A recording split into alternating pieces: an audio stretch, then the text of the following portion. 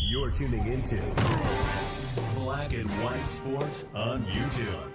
The no-holds-barred truth on sports. The main event starts. All right, Black and White Sports supporters, let's talk about the New England Patriots, more specifically Mike Vrabel.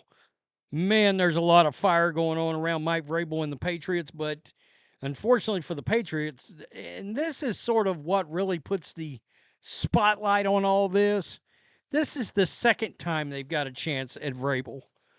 There's not going to be a third time, okay? And I think a lot of fans have said, okay, we've got a second chance.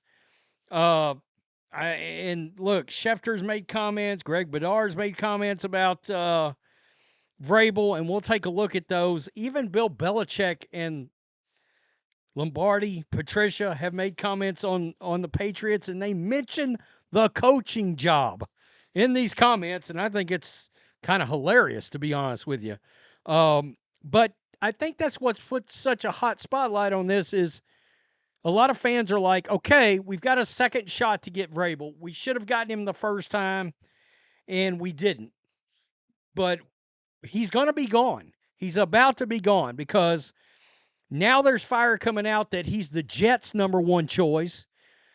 And I've made videos where he's likely going to be the Raiders' number one choice if they fire Antonio Pierce. All right. And I believe it was Schefter, and it's part of these comments we're going to look at. Schefter said, if Harbaugh hadn't taken the Chargers job, Mike Vrabel would have gotten that job. All right. I think Vrabel came into this, and a lot of these teams last year already had their minds made up. I think it was a massive mistake. This, of course, a lot of people have talked about him flaming out in Tennessee.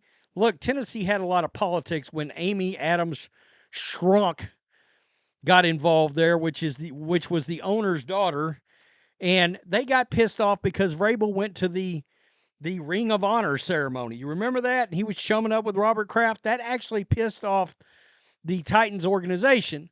Plus, they wanted to bring in a new general manager. He didn't like Mike Vrabel, and it just turned into a mess.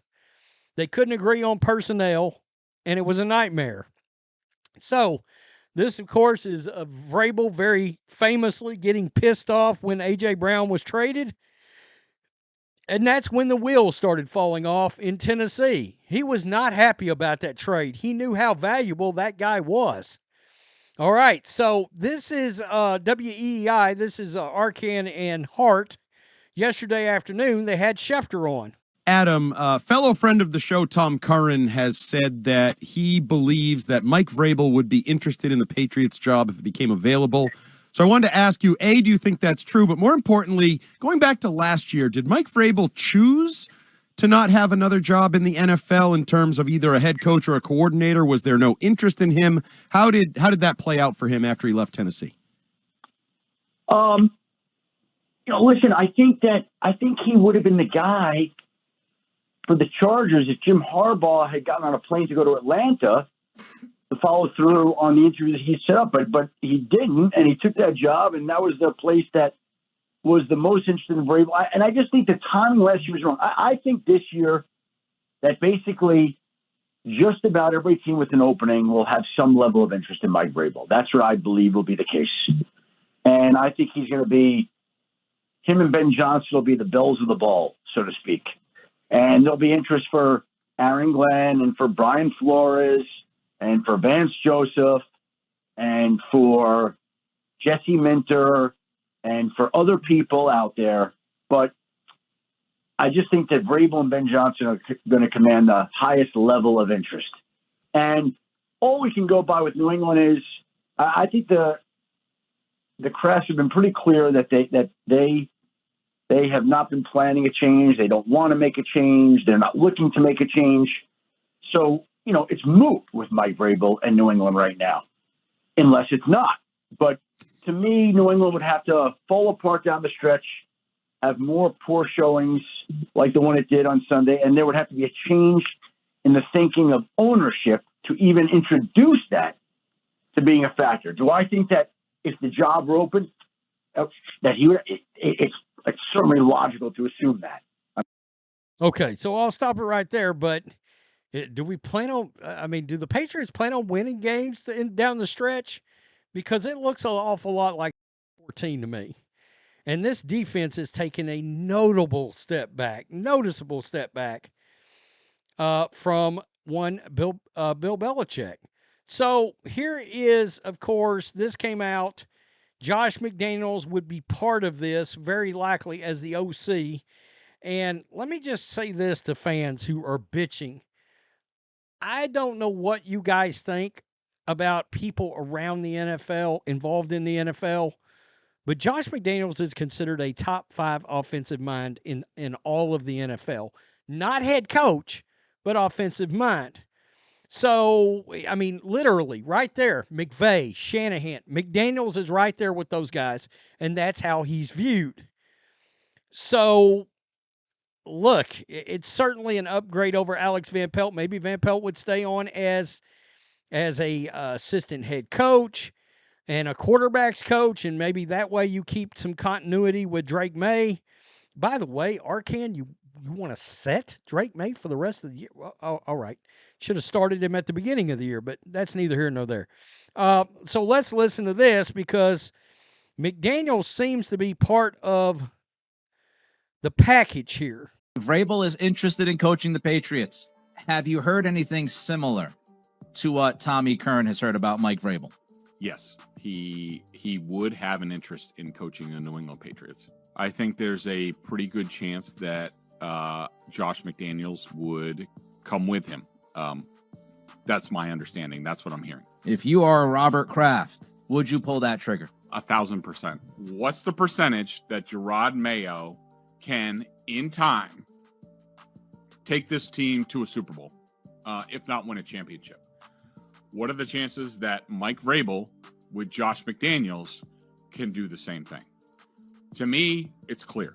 And you have to put personal feelings aside.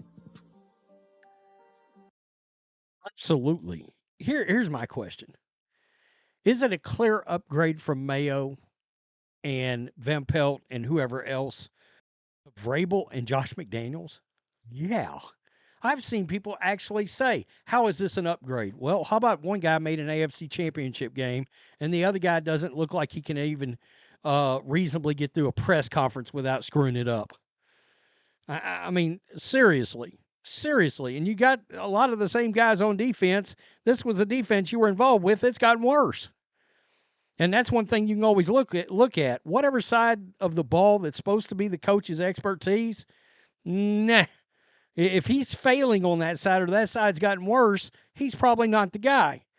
So one way or another, you're probably heading towards a scenario where you're staring at Mayo being gone next year. Do you want to miss out on Vrabel or any other good? Ben Johnson? I don't think he's coming to the Patriots, but you get my point. This is your shot, all right? And you got to make some decisions. So this is Belichick, Lombardi, and Patricia on the state of the Patriots. And this is from today. Well, the two things I would be concerned about in New England is they can't block anybody up front. They really have a hard time controlling the game. Stevenson still fumbles way too much to really count on him to be the running back. May looks like he's got a great future, but they obviously need more skill around him. But it starts with the offensive line. And then defensively, they really have taken a huge step backwards this year. They're going to have to figure out what they want to become defensively because last year in the categories, they were very good. This year, they haven't played to that level. Yeah, they're in the bottom half almost every defensive category, and so that's its own issue. And then the kicking's been inconsistent as well, both punting and kicking. So where May is or isn't, certainly a good guy to work with, but he's got a lot of work to do too. We'll see what the direction of this program, where that goes with Wolf, with Mayo, or maybe somebody else is part of this too. I don't know. Yeah, and really a team. Okay, so I'm going to stop it right there, but I mean, you've even got Belichick acknowledging that it may end up being somebody else. I can't figure out anybody wanting to stand pat right now, so no pun intended, on where you're at. I don't get it. You know, if you messed up with your coaching, and look, there was a massive buyout. I think it was $15 million. $15 million? Robert Kraft, are you insane? For a Jerod Mayo buyout if he hadn't gotten the job. Well, he got the job now, okay? So you got through 1 year with him. You've got to pivot. If you're going to be good in this league, a great owner, blah, blah, blah, recognize your flaws and pivot. You made a mistake. Why keep going? Just pivot off of it. Move on. It's pretty simple. I mean, now the reports are out there. Vrabel wants this job. And McDaniels may come with him. Holy hell, what can McDaniels cook up with Drake May? McDaniels comes in, Drake May's going to have 35 touchdowns next year, passing and another 10 running. He may be in the MVP conversation, for crying out loud. And that's with this roster. Now, they'd have to do some upgrades on offensive line, maybe add a wide receiver, but holy smokes. I mean, we know how McDaniels gets down. We'll look up, and he's running 2 tight end sets all day long. Stevenson, Hooper, Hunter, and Drake May's getting 35 touchdowns out of that crap. That's just what McDaniels will do. He will figure out how to use the personnel he's got, create mismatches, and go score points. That's not what's happened this year. And I like Alex Van Pelt, by the way. But you got to pivot. Very clear now. Multiple sources. Vrabel wants the job now, okay?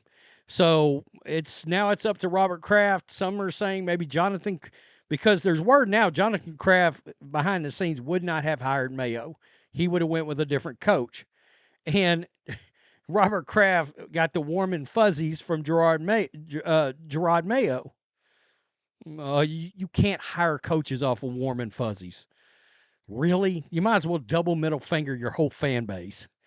That's so insulting. That means football is not the most important thing in the building. Cannot happen. Crawls all over me and hatches eggs, to be honest.